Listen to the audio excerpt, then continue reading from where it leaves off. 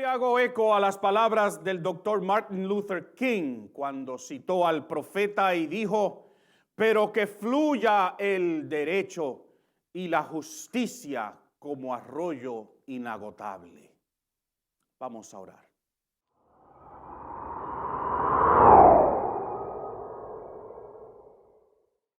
Eterno Dios, escúchanos en el día de hoy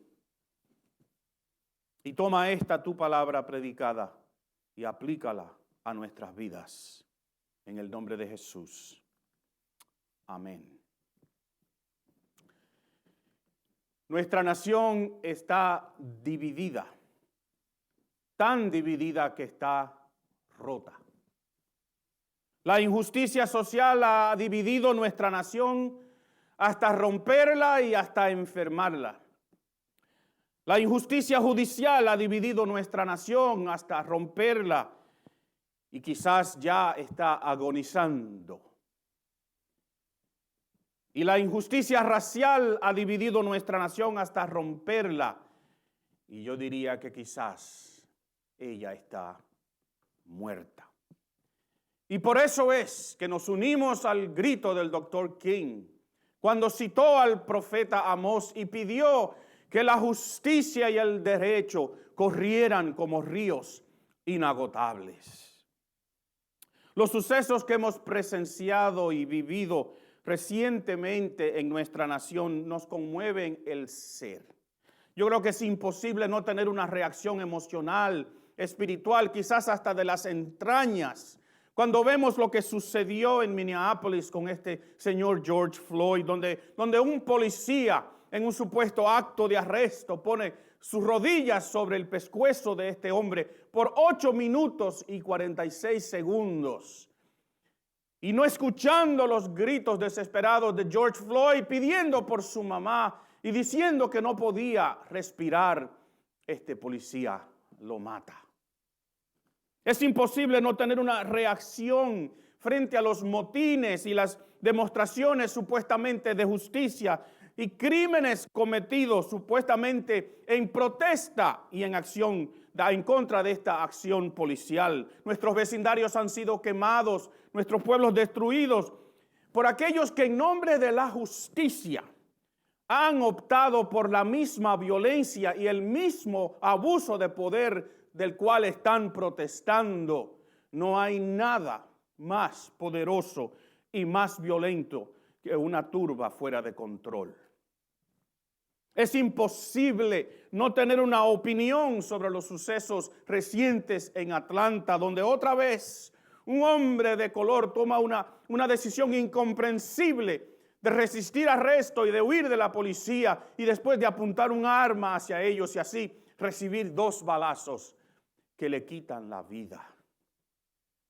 Y para mí es imposible no tener una reacción de enojo, de disgusto, cuando veo lo que ha sucedido en la ciudad de Seattle, donde otra vez personas en nombre de la justicia, en nombre de la protesta, violan la ley, toman una sección de la ciudad y las autoridades se la ceden. Y yo me pregunto, el día que tengan que volver a tomar posesión de esa área, ¿no va a haber más violencia? ¿No va a haber más abuso de poder? Mis queridos, me es imposible ponerme frente a ustedes en este púlpito para compartir la palabra de Dios y no hablar de este tema, aunque en el día de hoy quisiera haber hablado un sermón, darle un sermón, una palabra a nuestros padres en su día. Pero miren, lo hago porque Dios tiene mucho que decir sobre el tema de la injusticia. Y porque la iglesia en general y la nuestra en particular tiene que proclamar en voz alta lo que Dios dice al respecto. Miren, la salvación que Dios nos da por gracia quita la culpa y el pago, la penalidad del pecado. Pero también la salvación que Dios nos da por gracia tiene como fin restaurar la creación, el diseño original del Creador. Y aunque esto no se logre hasta el final, nosotros sabemos que la iglesia tiene la responsabilidad de predicar ese reino completo en el día de hoy. La iglesia no debe ni puede cerrar sus ojos frente a la injusticia que vemos a nuestro alrededor. La iglesia no debe ni puede predicar solamente un mensaje de salvación. Un mensaje de salvación que culmina en un futuro, sino también un mensaje de salvación que transforma el ser humano en el día de hoy. Entonces, ¿cuál sería el mensaje para nuestra nación hoy? Si yo fuese a ponerme aquí al frente de ustedes como un profeta, igual que en los tiempos antiguos, y yo les pregonara un mensaje a nuestra nación y a nuestra sociedad, ¿qué les diría? Pues miren, resulta que Dios ya ha hablado al respecto, y yo quiero repetir sus palabras. Yo quiero tratar este tema en el día de hoy bajo el título Un lamento fúnebre para una nación muerta. Un lamento fúnebre para una nación muerta. Miren, debemos entender claramente que nada de lo que ha sucedido ha tomado a Dios por sorpresa.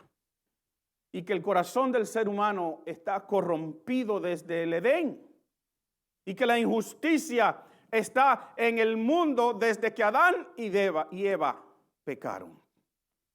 Lo que nosotros estamos viviendo en nuestra nación y en nuestra sociedad hoy día no es nuevo para Dios. Y miren, Él ya habló fuertemente en contra de esto y lo castigó severamente también. Así que quiero leer algunos versos en el capítulo 5 del libro de Amós. Y vamos a ver lo que dice Dios acerca de la injusticia. Y lo vamos a ver en un lamento fúnebre que hace a Amós por esa su nación. También vamos a ver una oferta que Dios le hace a esa nación. Y al final yo quisiera dejar algunas opiniones propias, algunos consejos para nosotros enfrentados a la situación que estamos viviendo. Así que vaya conmigo al libro de Amós, el capítulo 5, y vamos a leer los primeros 2 versos. Amós, capítulo 5, versos 1 y 2. Y le voy a pedir que tengan su Biblia abierta en el capítulo 5 mientras leemos otros versos. Y la palabra del Señor lee de la siguiente manera. Oye esta palabra, reino de Israel, este canto fúnebre que por ti entono. Ha caído la joven Israel y no volverá a levantarse. Postrada en su propia tierra, no hay quien la levante. Ha caído, verso 2, la joven Israel y no volverá a levantarse. Postrada está ella en su propia tierra y no hay quien la levante.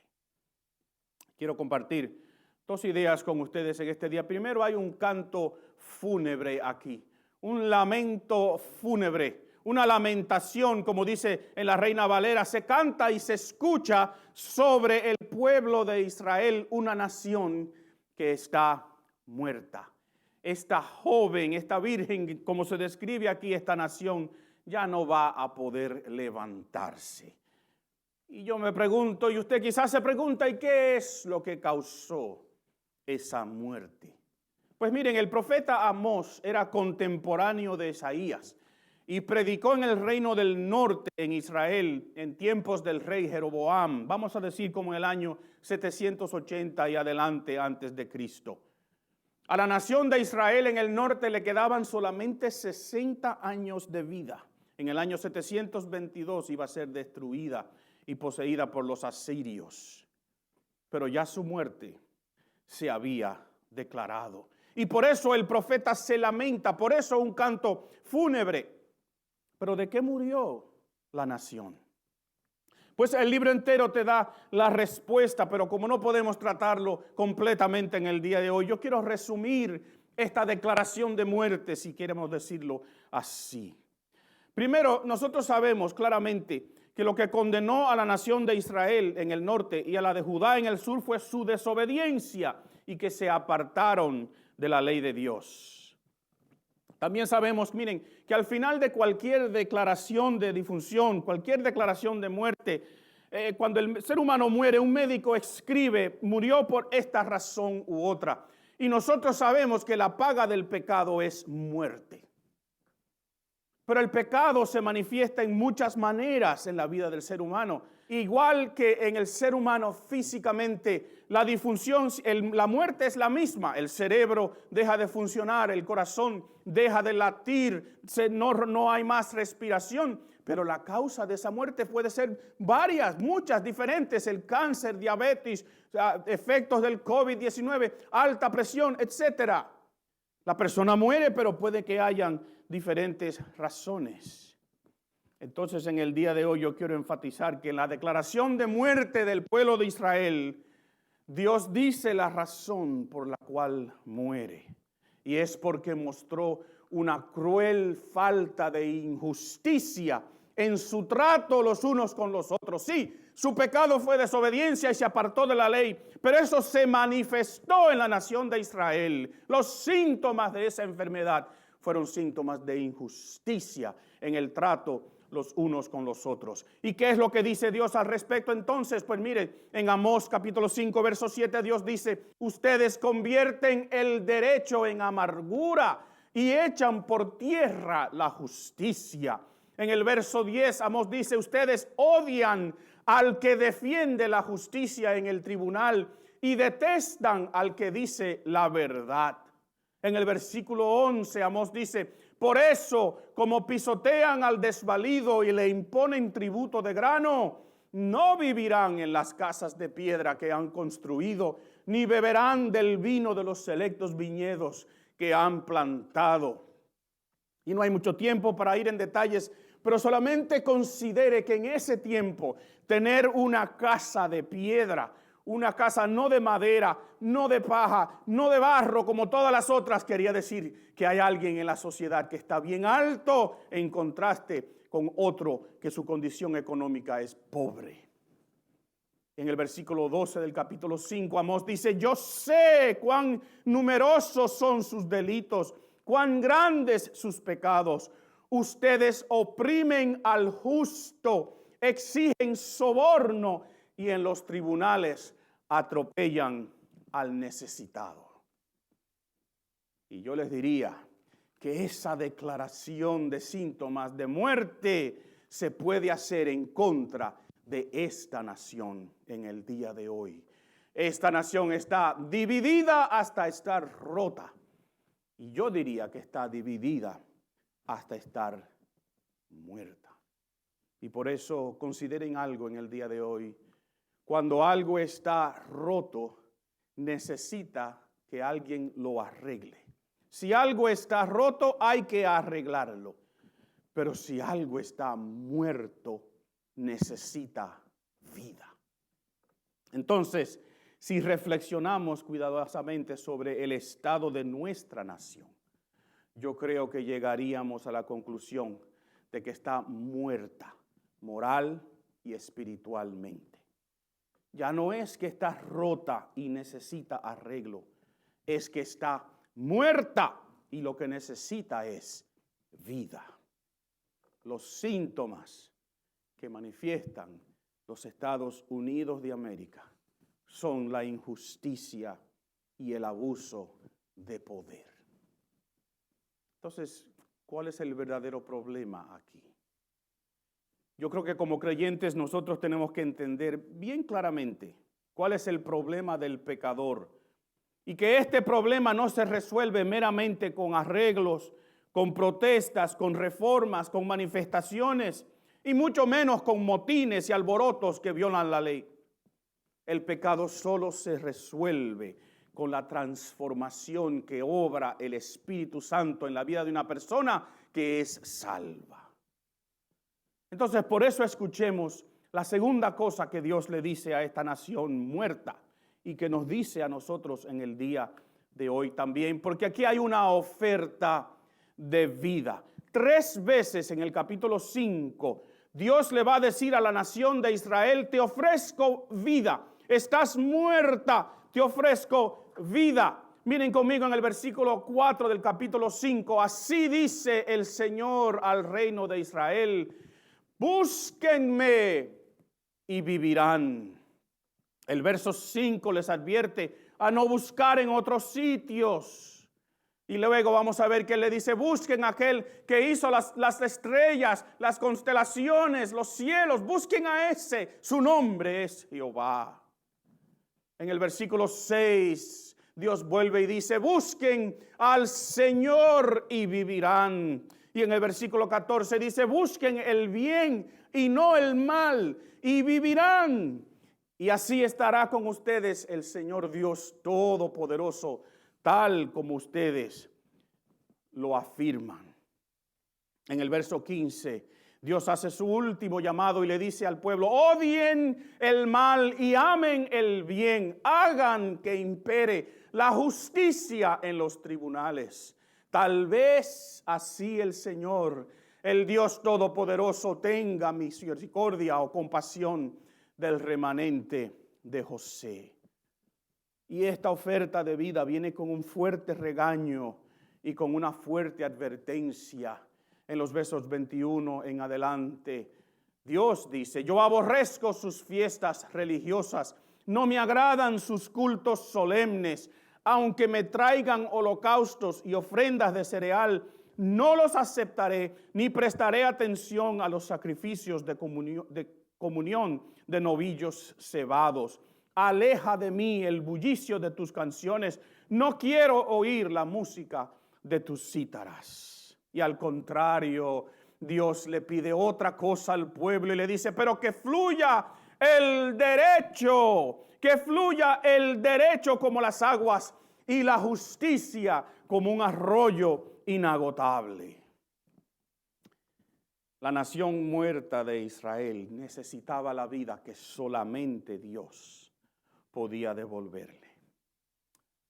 Tristemente, la nación no aceptó esa oferta y no mucho luego desapareció. Y esa advertencia yo creo que está para nuestra nación en el día de hoy. Está muerta en su injusticia y en su abuso de poder, muerta en sus pecados y en sus delitos y en sus transgresiones. Y Dios le dice a los Estados Unidos de América, busca al Señor para que vivas. No sé cuánto tiempo le queda a esta nación, pero está muerta.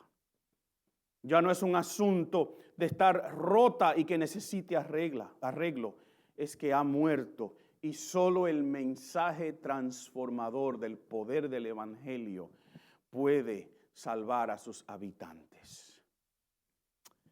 Entonces, mis queridos, ¿qué es lo que tenemos que hacer como iglesia? ¿Es predicar solamente el mensaje transformador del Evangelio? Permítanme sugerirle que es un poquito más complicado que eso. En situaciones como esta, a mí me gusta citar la declaración de misión de nuestra iglesia. Nosotros existimos para proclamar y modelar a Jesucristo en nuestra comunidad, para que personas sean transformadas en discípulos saludables. Y aunque esta declaración es nuestra, es propia de esta congregación, me parece que cualquier iglesia en el día de hoy pudiera tomar esta declaración y decir, estoy de acuerdo con sus principios básicos. Así que yo quiero sugerirle que los dos verbos que están al principio de esta declaración son las cosas que nosotros debemos hacer como iglesia en el día de hoy, porque tenemos un reto a la acción, un desafío de parte de Dios a hacer algo como profetas que somos, como la voz profética suya al frente de una nación que está muerta. Y lo primero que yo quisiera decirles en el día de hoy es que la iglesia modela a Jesucristo. La iglesia modela a Jesucristo. No solamente es proclamar lo que estamos haciendo ahora, sino que también la iglesia tiene que modelar a Jesucristo. ¿Cómo modelamos a Jesucristo en esta comunidad, en esta situación, en esta condición de muerte de nuestra nación en la cual vivimos? Pues primero yo digo, repudiemos el racismo en nuestras vidas. Rechacemos el racismo, sea evidente o sea escondido. Tú me vas a decir, pastor, pero yo no soy racista. Pues miren, estos días yo he visto muchos comentarios en las redes sociales. Uno de ellos hecho por dominicanos y por puertorriqueños también, donde celebramos nuestra diversidad de color. Y qué lindo, ¿verdad? Qué lindo que nosotros como pueblo tenemos todo el espectro de los colores. Mis tías por parte de padre y de madre eran, y las que todavía viven, eran blancas, son blancas de piel y algunas hasta tienen ojos azules. Pero en algún momento en mis antepasados entró sangre procedente de otro color de piel y yo la heredé. No sé dónde fue. Mis abuelos eran blancos con procedencia europea.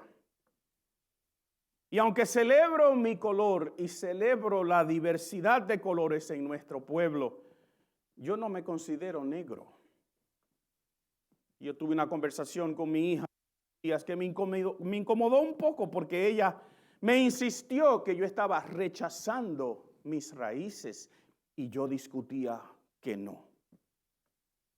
Yo tuve que admitir y pensar que aunque no me creo negro, culturalmente hablando, tengo un color de piel que es inconfundible. En algún lado de mi familia hay otra procedencia. Y el punto que yo quiero aclarar con esto es que en ese momento me sentí incómodo. Porque para mí admitir que tenía sangre negra, por así decirlo, me incomodaba. No comparto la cultura popular, vamos a decir así, de la juventud o de la raza negra en este país. Pero no puedo negar mi color. Nosotros, los hispanos que vivimos en este país, sabemos que en nuestra cultura hay racismo. A veces por color, a veces por cultura, a veces porque queremos solamente manifestar que nuestra procedencia es de Europa, blanca, que somos claros de color y no negro, de África o el color indígena de este continente. Y no podemos negar, escúchenme, que aquellos que son chaparritos, como les decimos, que tienen su cara redonda y sus ojos un poquito achinados, son vistos en una manera diferente por aquellos que son más blancos y de facciones más europeas. Repudiemos el racismo en nuestra comunidad cristiana, sea abierto o esté encubierto. Segundo, repudiemos el abuso de poder en nuestras vidas. Hemos visto ejemplos alarmantes de abuso de poder en estos días, pero abusamos nosotros de personas que no tienen tanto poder económico o social o lo que sea como nosotros. Tenemos personas que trabajan en nuestros negocios, que tratamos con desprecio por su estatus económico o su estatus migratorio. Le pagamos menos a los que son indocumentados.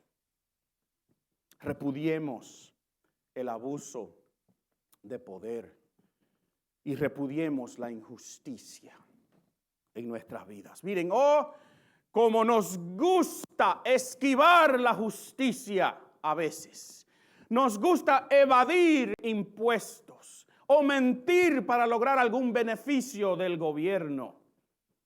La justicia es simbolizada por una mujer con una venda en sus ojos, en otras palabras, imparcial, ciega, pero nosotros queremos que vea nuestra causa, aunque sea a costo de otros y aunque sea una causa injusta. Repudiemos la injusticia en nuestras vidas. Y yo diría que finalmente levantemos nuestras voces en protesta, en búsqueda de reforma, en búsqueda de aquellos cambios que pueden hacerse todavía.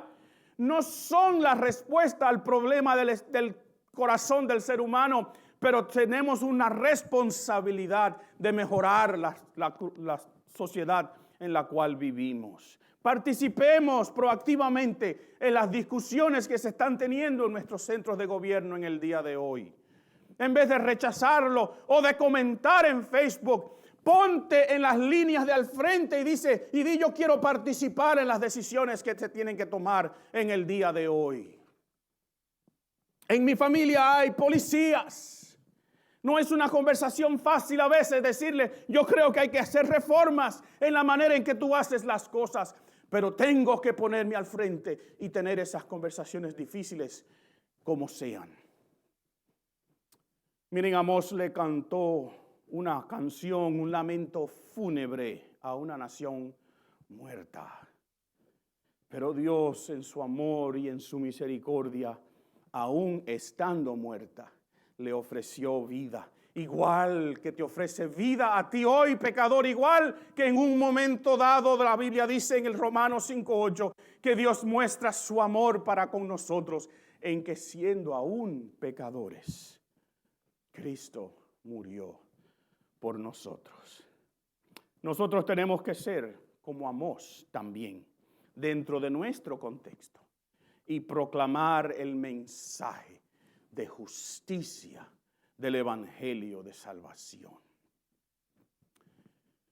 Miren, les confieso que me incomoda lo que está sucediendo a nuestro alrededor, que me incomoda pensar cómo es que esto se aplica a mi vida. Me incomoda esta ola de estar pidiendo perdón por los pecados de mis antepasados u otras gentes, aunque recuerden que Nehemías pidió perdón por los pecados de su pueblo, aunque no fuesen suyos.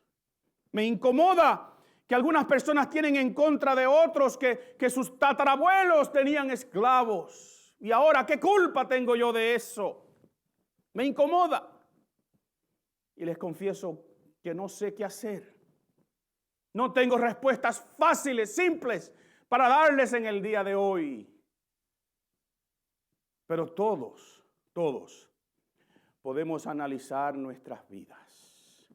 No todos nosotros podemos decir, como le dijo el salmista David, a Dios: examíname, oh Dios, y conoce mi corazón. Pruébame y conoce mis pensamientos, y ve si hay en mí camino de perversidad, de injusticia racial, caminos de injusticia social, caminos de injusticia y de abuso de poder. Ve si hay en mí caminos de perversidad y guíame. Cambia mi ruta, cambia la manera en que voy caminando, guíame en el camino eterno. ¿Hay algo que tenemos que confesarle a Dios en el día de hoy? ¿Hay algún prejuicio, un racismo, sea obvio, sea encubierto? ¿Hay algo que tenemos que confesar frente a Dios hoy? Vamos a orar pidiéndole a Dios que nos ayude y a proclamar y a modelar este evangelio de salvación. Pero vamos a orar para que Dios nos perdone si nosotros estamos y hemos hecho cosas que desagradan a Dios en el área de la injusticia. Y finalmente, oremos para que algún día se cumplan las palabras de Amós. Pero que fluya el derecho como las aguas y la justicia como un arroyo inagotable. Vamos a orar. Eterno Dios, yo te pido perdón. Si en mi corazón hay un camino de perversidad, lo confieso. Si hay algo en mí que a ti no te agrada, si guardo algo escondido en lo profundo de mi ser, si desprecio a alguien por la razón que sea, por su color, por su estatus, por la manera en que habla, por el país de donde viene, te pido perdón. Señor, ayúdanos como iglesia y como individuos a proclamar y a modelar a Jesucristo en nuestra comunidad, para que el poder transformador del evangelio crea discípulos saludables. En el nombre de Jesús. Amén.